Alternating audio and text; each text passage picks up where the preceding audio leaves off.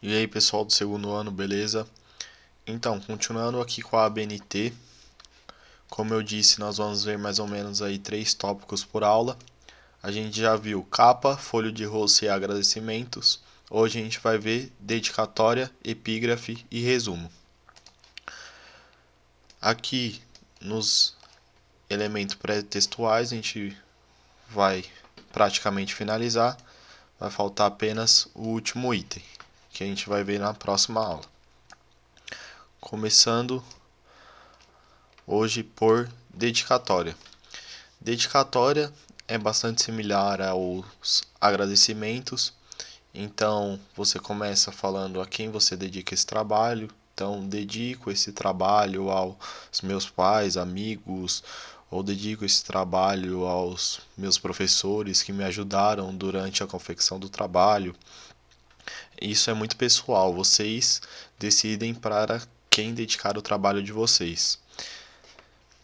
É diferente dos agradecimentos, porque aqui vocês agradecem as pessoas que colaboraram e aqui vocês dedicam a alguém que pode estar ajudando vocês na confecção do trabalho ou que vocês gostam, pode ser a Deus, a mãe, ao pai, aí é pessoal de cada um. A formatação, para deixar nesse canto direito inferior, eu vou ensinar quando a gente for falar de epígrafe, porque a forma de deixar aqui neste cantinho é a mesma. Partindo justamente para a epígrafe, ela é uma citação ao pensamento de algum autor ou algum pensador que você goste. Ela não precisa ter a ver com trabalho, então não necessariamente um trabalho de física deve ter uma citação do Einstein, ou um trabalho de biologia, uma citação do Darwin. Pode sempre variar essa citação, mas é importante que ela tenha algo a ver ou com sua história de vida ou com o próprio trabalho, se você quiser também.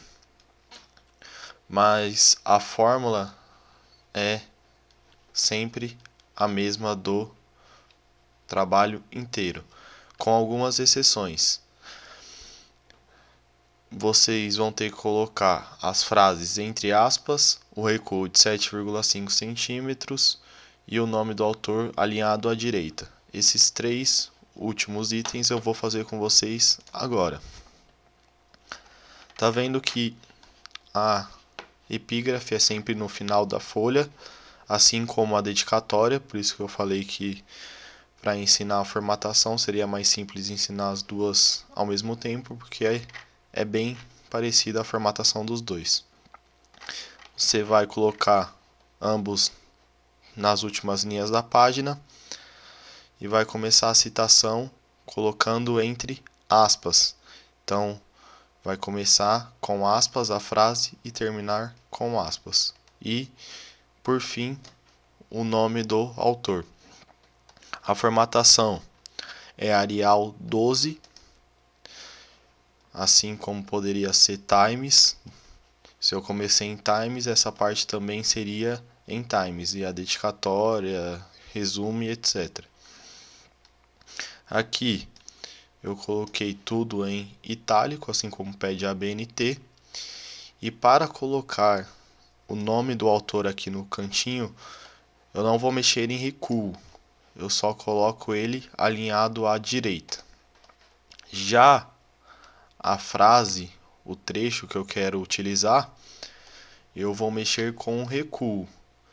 Para mexer com essa parte, eu vou aqui no botãozinho do parágrafo novamente, clico, vai abrir essa tela, eu vou aqui no recuo à esquerda, que é sempre no sentido contrário que eu quero colocar, e coloco 7,5 centímetros e dou um OK. No meu caso, já tinha feito esse processo, então o texto já está aqui no canto direito. É bem simples, basta pegar uma frase que você goste ou que você tenha uma maior afinidade com o autor e colocar ela em uma folha praticamente em branco no final, com essas especificações da formatação. Partindo para o último item de hoje, que é o resumo. O resumo funciona mais ou menos como aquela sinopse de filme ou de série que você vê quando entra no Netflix. É uma parte que vai fazer uma síntese da ideia do seu trabalho. Ele serve basicamente para que o leitor leia as ideias principais do seu trabalho sem ter que ler ele inteiro. Então, o leitor lendo o resumo já vai ter uma boa ideia do seu trabalho, sem ter que ler a introdução, o desenvolvimento, a conclusão. Ele serve para mostrar o seu trabalho em um texto pequeno. O texto tem que ter entre 150 a 500 palavras. Não precisa ser exato, então pode ter um pouco menos, 130 até 120, e pode ultrapassar um pouco esse limite. É só para dar um norte aí para vocês, para que vocês não fiquem perdidos nesse número de palavras ou no tamanho do texto. A formatação é igual ao resto, então vocês vão colocar lá Arial, 1,5 centímetros de espaçamento, de linhas, toda essa parte. A única coisa que vai ser diferente é que não vai ter parágrafo na primeira linha, então vai ser um texto sem parágrafo. O resumo tem que ter 4 palavras-chave. Essas palavras são as palavras que mais aparecem no texto ou as palavras que são mais importantes no seu texto do resumo, certo? Você tem que ter no mínimo 4. Elas são separadas sempre por ponto. Então vamos supor que as palavras-chave do meu resumo sejam parágrafo, trabalho, informática e internet. Eu coloco primeiro parágrafo, ponto.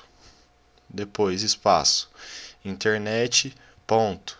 E assim por diante. No mínimo 4. Por hoje são essas 3 partes. Depois a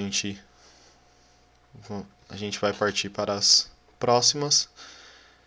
Quem já fez os agradecimentos continua, faz a dedicatória, a epígrafe e o resumo. E até uma próxima e obrigado pela atenção.